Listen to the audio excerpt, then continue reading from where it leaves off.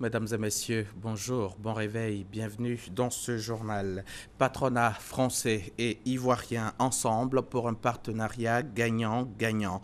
En Côte d'Ivoire, pour une mission économique, des chefs d'entreprise français avec à leur tête le président du MEDEF, Pierre Gattaz, ont eu une séance de travail hier jeudi au palais présidentiel avec le président de la République, Alassane Ouattara. Il s'agissait pour ces chefs d'entreprise de faire part aux chefs de l'État de leur volonté d'investir en Côte d'Ivoire et contribuer ainsi à la croissance du tissu économique ivoirien. Nous y reviendrons dans nos prochaines éditions. Le Premier ministre Daniel Kablan-Duncan, lui, a ouvert hier jeudi à Abidjan le Forum d'affaires France-Afrique de l'Ouest et centrale. Cette rencontre d'affaires qui a réuni 400 opérateurs issus du patronat, des conseillers du commerce de la France et des membres de Business France. Ces hommes d'affaires, il faut le préciser, sont à la recherche donc de partenaires et de marchés porteurs. Et bien sûr, nous y reviendrons également dans nos prochaines éditions. Après les événements de Bouna, certaines familles d'éleveurs Peul ont trouvé refuge à Nation. Elles ont été accueillies par des autochtones Koulango. Autorités administratives, chefs coutumiers et population leur ont ouvert les bras et ensemble, ils jouent tous la carte de la paix et de la cohésion sociale. On en parle avec Eugène Atoubé. C'est l'heure de retour des champs à Nation et dans cette habitation quartier populaire, les femmes Peul sont à la cuisine, attendant que rentrent leurs hommes partis promener le bétail. Après les heures entre agriculteurs et éleveurs à Bouna, ceux-ci ont été accueillis à Nation où ils comptent s'y établir durablement. Depuis que ma famille a été accueillie à Nation, je suis heureuse. Je compte y rester longtemps. En tout cas, je l'ai bien accueilli. J'ai pris mes marmites, mes choses pour préparer pour eux. En tout cas, depuis ce jour, on est ensemble. La façon dont la population de Nation les a accueillis, ça les a encore reconfortés, ça a augmenté leur confiance, le degré de confiance de vivre ensemble avec les Koulango de Nation. À ce jour, ce sont 3 familles Peul d'éleveurs, soit 51 personnes au total, que Nation a accueillies au nom de la tradition de l'hospitalité en pays Koulango. Dans cette partie du Bunkani, les éleveurs Peul ont toujours vécu en parfaite harmonie avec leurs tuteurs, les Koulango, et les autres communautés vivant à Nation. On a fait réunion, que vraiment, par là qui est venu à Bouna, vous les étrangers, les villageois, tout le monde, on pas que ces problèmes-là, ça vient ici. Celui qui a un problème, même si on a toussé, s'il n'est pas content de venir voir le chef du village ou au roi, et puis on va arranger cette affaire-là. Derrière l'apparente sérénité, le spectre du contre-coup des violences de Bouna, ce que craint une bonne partie de la population de Nation. Nation où l'on retrouve les 3 parties hier en conflit, en l'occurrence les éleveurs Peul, les lobbies et le Koulango. À 68, c'est le premier lobby arrivé à Nation. Donc il n'y a pas de problème, il n'y a pas de palabre entre nous. On est venu trouver ceux qui sont toujours devant et nous on les suit. C'est ce qu'ils disent que nous on accompagne. Il n'y a pas de palabre entre nous. Il n'y aura pas de palabre. De tout temps, dans toutes nos approches avec les populations, nous demandons de préserver la paix, la cohésion sociale entre les différentes communautés. C'est notre bien le plus précieux ici. À Nation, on est convaincu que la préservation de l'harmonie intercommunautaire et la cohésion sociale sont l'élément moteur qui va impulser le développement de ce département. C'est notre souhait le plus ardent que la voie qui nous relie à Salé soit prise en compte par les pouvoirs publics, que le bac soit mis à haut pour que nos relations commerciales ou nos déplacements vers le centre du pays ne passent plus par l'est du pays, mais que ça passe directement par le centre. C'est que cette localité de la région du Bunkani reste encore enclavée. Tout y manque et appelle à l'urgence pour sortir de sa léthargie. Le CCDO, le Centre de coordination des décisions opérationnelles, renforce son dispositif sécuritaire à l'intérieur du pays. Après Abidjan, Bouaké et Yamoussoukro, le ministre d'État, ministre de l'Intérieur et de la Sécurité, a procédé à l'installation de cette force spéciale de sécurité dans la région de San Pedro. Elle aura pour mission, comme partout où est installée, de lutter contre le grand banditisme, la criminalité, le terrorisme et le phénomène des coupures de route dans la région. Abou Sanogo. Le CCDO, le Centre de coordination des décisions opérationnelles, désormais présent dans la région de San Pedro. Les éléments de cette unité d'élite de lutte contre l'insécurité seront très visibles dans cette grande région réputée pour être une zone de prédilection des coupeurs de route et autres grands bandits. Et leur mission est de les traquer afin de faire revenir la quiétude au sein de la population. Leur installation officielle s'est faite en présence du ministre d'État, ministre de l'Intérieur et de la Sécurité Ahmed Bakayoko. Le coordonnateur du CCDO, Youssouf Kouyaté, a invité les populations de San Pedro à réserver un bon accueil aux éléments de cette unité. À nos frères, policiers, gendarmes, militaires de San Pedro, le CCDO ne vient pas en concurrent, mais en partenaire. Pour continuer avec vous le travail que vous avez toujours su faire pour la population de San Pedro, celui de veiller sur leurs personnes et leurs biens. Le ministre d'État, ministre de l'Intérieur et de la Sécurité Ahmed Bakayoko a exhorté la population à une franche collaboration avec les forces de l'ordre. Quand les populations voient un corps habillé, ils doivent être rassurés, ils ne doivent pas être angoissés. Seuls les bandits et les hors-la-loi doivent avoir peur. Je demande aux élus, aux cadres, de leur faciliter le travail, de travailler en bonne intelligence avec les responsables. Je demande aux populations de redoubler de vigilance. Si vous voyez des choses qui ne tournent pas rond, il faut le dénoncer aux responsables. Si vous voyez des gens et on voit qu'ils ont des activités particulières, ça ne coûte rien, il faut les dénoncer. L'unité d'élite de lutte contre la criminalité dans la région de San Pedro a bénéficié de véhicules tout-terrain et d'équipements. Une visite des locaux a ponctué la cérémonie. Le plan national de développement, le PND 2016-2020, est à la recherche de financement. Ce plan, d'un montant global de 30 000 milliards de francs CFA, va réunir les 17 et 18 mai prochains à Paris, la capitale française, un groupe consultatif de bailleurs de fonds. Objectif de cette table ronde, obtenir l'engagement des partenaires publics et privés à financer les besoins complémentaires, en l'occurrence le gap financier 2017-2020 estimé à 4 425 milliards de francs CFA. Annonce faite ce jeudi par le ministre du Plan et du Développement, Nialé Kaba. Elle était l'invitée du rendez-vous du gouvernement. Le gouvernement appelle la communauté financière internationale à soutenir ses efforts dans la mise en œuvre du Plan national de développement PND 2016-2020. Le groupe consultatif des bailleurs de fonds prévu les 17 et 18 mai prochains à Paris va permettre de mobiliser 4 425 milliards de francs CFA.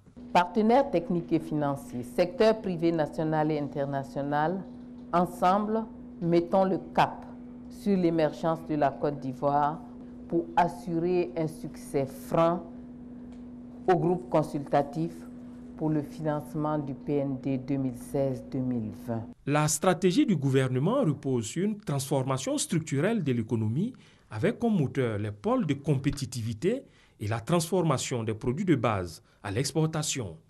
À ce groupe consultatif, la part belle sera faite au secteur privé, notamment dans le financement des grands projets structurants, l'industrie et l'agroalimentaire. Nous avons besoin d'un secteur privé fort, plus offensif et peut-être d'une plus grande participation donc des nationaux à ce secteur privé. Sur les risques de surendettement, pas d'inquiétude. L'endettement de la Côte d'Ivoire est maîtrisé. Nous avons un taux d'endettement qui aujourd'hui se situe autour de 40%. Nous sommes dans les normes communautaires. Il faut savoir que pour la norme communautaire, elle est de 70%. Ce n'est pas un objectif. Mais nous avons surtout une stratégie de maîtrise de la dette qui est éprouvée et qui permet de s'assurer qu'annuellement, la Côte d'Ivoire a la capacité de faire face à ces engagements. Le montant total des investissements à réaliser pour le PND 2016-2020 s'élève à 30 000 milliards de francs CFA. Les pays francophones au sud du Sahara sont en ce moment en conclave à Yamoussoukro sous l'égide de l'OMS, l'Organisation mondiale de la santé. Ils sont représentés par des experts en santé de la mère et du nouveau-né d'Afrique francophone et réfléchissent sur les voies de réduction des décès maternels et des nouveau-nés dans leurs pays respectifs. Léon Bro. Plus de 1500 décès de mères et 600 décès d'enfants pour 100 000 naissances vivantes. Ce tableau ivoirien de la santé maternelle et néonatale partagé par l'Afrique francophone au sud du Sahara. Mieux, dans ce même espace, les causes de ces décès, toujours selon l'OMS, sont les mêmes. Première cause, l'arrivée tard dans la structure de santé. Deuxièmement, la mère qui est venue accoucher est prise en charge dans des conditions pas toujours adéquates. Quelquefois, quand elle accouche, il y a la qualité de la prise en charge. Comment faire la délivrance? La faire à temps? Non. Si cela n'est pas fait, la femme saigne, elle meurt. Quelquefois, dans le postpartum, les complications qui surviennent ne sont pas suffisamment prises en compte et la femme meurt. Et d'ajouter que les initiatives de l'OMS, des États et même des experts pour améliorer la qualité des services de santé maternelle et infantile sont légion, tous s'accordent sur la nécessité de changer la donne. Dans le contexte actuel de technologies avancées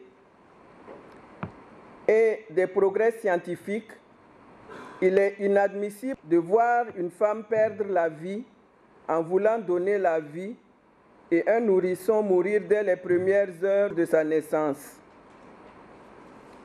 Et ce qui est encore regrettable, c'est que la quasi-totalité des causes de ces décès sont évitables. Mais comment éviter ces décès? Les experts de la santé maternelle et infantile ont 4 jours, du 26 au 29 avril 2016, pour répondre sous l'éclairage de l'OMS. En clair, ils seront outillés pour améliorer à tout le moins la surveillance des décès maternels et riposte en abrégé SDMR déjà mise en œuvre dans les États. Cela s'entend notamment qu'il faille rendre fonctionnelles toutes les instances de coordination de la santé maternelle et infantile, renforcer la lutte contre les décès maternelle et infantile depuis la formation de base des agents de santé. Reportage signé Léon Bro, notre confrère de RTI Boaké. Pour mener à bien ces actions, le ministère de la Promotion de la Famille, de la Femme et de la Protection de l'Enfant a besoin de 360 milliards de francs CFA. Euphrasie Yao, la ministre, rencontre les partenaires au développement pour leur présenter les grandes orientations de son ministère. Objectif, mobiliser les partenaires autour du domaine d'intervention de son ministère en vue de la valorisation des femmes, de l'épanouissement des familles et de la protection de l'enfant, et surtout amener les partenaires à renouveler leur engagement à soutenir les actions et activités du ministère. C'était hier matin à la Riviera Palmeraie, ici même à Cocody.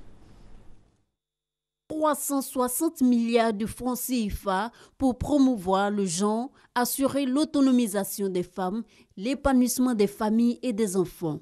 Pour réunir cette somme, la ministre de la Promotion de la Femme, de la Famille et de la Protection de l'Enfant fait du lobbying auprès des partenaires au développement. Occasion pour elle de présenter, entre autres, les nombreux atouts et compétences féminines en Côte d'Ivoire. Nous leur avons dit que le genre est un outil qui leur permet d'analyser, de faire des diagnostics et d'orienter le développement de telle sorte qu'on ait un développement durable et équitable. Et nous attendons que les partenaires se prononcent sur les 5 programmes que nous leur avons présentés et qui nous disent quels sont les aspects techniques qu'on peut améliorer parce que nous sommes ensemble et quels sont les financements qui peuvent annoncer dès aujourd'hui. Les partenaires n'ont pas manqué de témoigner leur engagement à cette cause capitale dans le processus de développement d'une nation. Nous devons travailler sur le leadership et la participation des femmes pour accompagner les femmes et renforcer leurs capacités, par exemple dans le cadre électoral. Aider le ministère à faire ce plaidoyer. De plus important sera la mise en place d'un cadre de coordination et là aussi nous pouvons accompagner le ministère, surtout pour la collecte des données statistiques. Après le lobbying auprès des ambassadeurs, agences des Nations Unies, ONG et institutions financières, reste maintenant la phase de recueil des aspirations, besoins et préoccupations de tous les acteurs. Des informations qui vont par la suite être traduites en actions gouvernementales. L'actualité internationale à présent. Hier jeudi 28 avril au matin, le représentant de l'opposant Pasteur Ntoumi, toujours recherché sous le coup d'un mandat d'arrêt, a lancé un appel à la communauté internationale pour que celle-ci facilite la mise en place d'un dialogue. Mais pour le porte-parole du gouvernement congolais, Thierry Mongala, pas question de dialoguer avec le Pasteur Ntoumi. Pour lui, le pasteur n'a qu'une alternative, être arrêté ou se rendre. Au Tchad, le gouvernement réagit à la disparition annoncée de Mahamat Ahmad Lazina, chef du parti d'opposition Mouvement National pour le Changement au Tchad, le MNSCT. Son parti et sa famille sont sans nouvelles de lui depuis une dizaine de jours. Le ministre de la Sécurité publique, Ahmad Mahamat Bachir, dément cette disparition. Selon lui, Mahamat Ahmad Lazina se trouve aujourd'hui toujours dans sa cachette, donnant ainsi l'occasion à ses parents, ses amis et son parti faisant croire donc à ses parents, ses amis, qu'il fait l'objet d'une disparition. Puis il ajoute que l'opposant serait en ce moment au Cameroun. À Alep, en Syrie, les duels d'artillerie entre rebelles et troupes gouvernementales et les raids aériens du régime ont fait en 24 heures une centaine de morts parmi les civils et les combattants. Le CICR, le Comité international de la Croix-Rouge, a estimé hier jeudi que l'escalade des violences risque de plonger la ville dans un désastre humanitaire. Et puis en France, pour terminer, une nouvelle journée de mobilisation a eu lieu contre le projet de loi de travail. Le texte a été remodelé par le gouvernement, mais il reste inacceptable pour les manifestants. Pour la 4e fois en 2 mois, salariés, étudiants, lycéens ont donc été de retour dans la rue hier 28 avril pour demander le retrait pur et simple du texte. La mobilisation a été moindre que lors des précédents rassemblements. Dans plusieurs villes, les heurts ont éclaté en marge des défilés.